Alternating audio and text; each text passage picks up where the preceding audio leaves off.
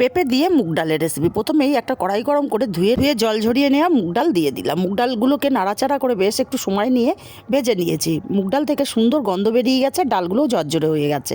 এখানে দিয়ে দেবো পরিমাণ মতো জল। জলটাকে দিয়ে ডালটাকে নাড়াচাড়া করে ডালটাকে ফুটতে দেবো।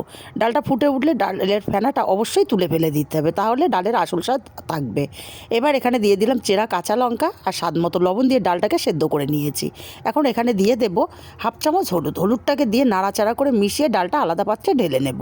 তারপর ওই কড়াইতে আরও কিছুটা জল দিয়ে জলটাকেও ভালো করে গরম করে নিয়ে ডালের মধ্যে ঢেলে দিয়ে আবারও কড়াইটা পরিষ্কার করে বসিয়ে দিয়েছি।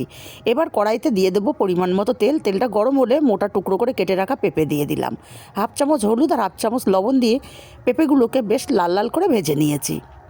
এখন পেঁপেগুলোকে তেল ঝরিয়ে উঠিয়ে নেব।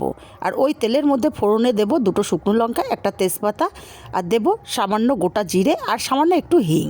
দিয়ে দেবো 1 চামচ আদা বাটা।